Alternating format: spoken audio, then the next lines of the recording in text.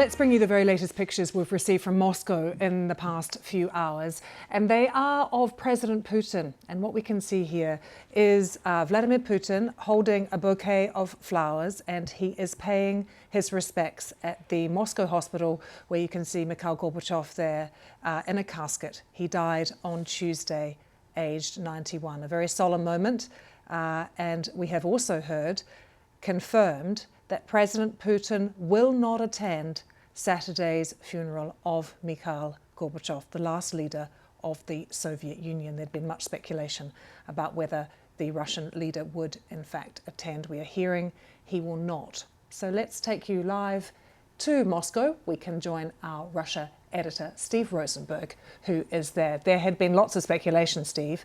We now have it confirmed. President Putin will not attend the funeral. What do you think the reasons are behind that decision?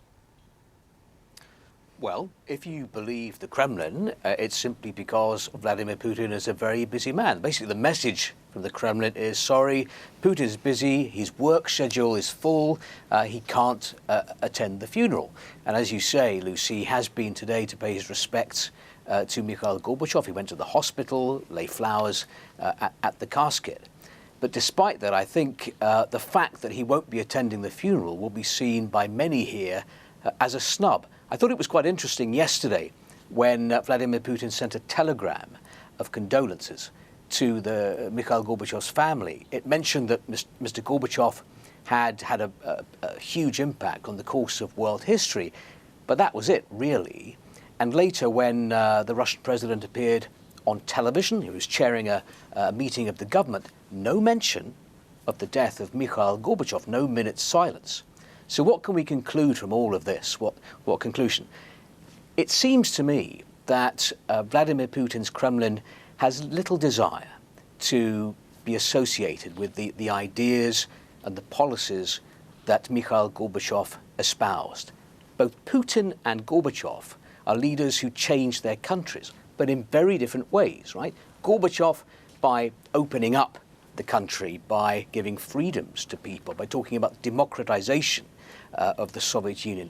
Vladimir Putin by closing down the country, by cracking down on freedoms, cracking down on democratic institutions.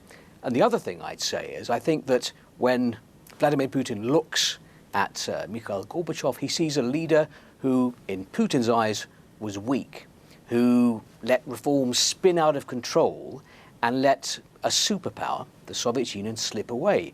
And I suspect that, well, certainly from what pro-Kremlin commentators have been saying on state television in recent years, I suspect that Putin looks at Gorbachev and thinks this is not the way to run a country. And Steve, do we know what Mikhail Gorbachev thought of the invasion of Ukraine? Yeah, it's an interesting question. In recent years, Mikhail Gorbachev has not made too many public statements. He's been in poor health, right, for the last couple of years. But there were some suggestions that he was shocked by what had happened this year, by the Russian invasion. Interestingly, if you go back to 2014 and the Russian annexation of Crimea from Ukraine, that is something that Mr. Gorbachev actually supported. His relationship with Putin is quite interesting, because if you go back 20 years or so, just after Putin came to power, their relationship was pretty cordial. But I think as Mikhail Gorbachev saw that Vladimir Putin was taking Russia down a very different path from the one Gorbachev set out on, that relationship soured. And there were some public criticisms made by Gorbachev a decade ago, not specifically about Putin, but about people who are around Vladimir Putin. But as I say, more recently, fewer public comments by Mikhail Gorbachev, who was in poor health for some time. And Steve, very briefly, do we have any more details about what will actually happen on Saturday? I mean, will it be a state funeral?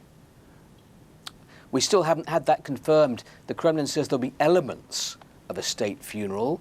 The casket will lie in the House of Unions, in the Column Hall. That's not far from Red Square.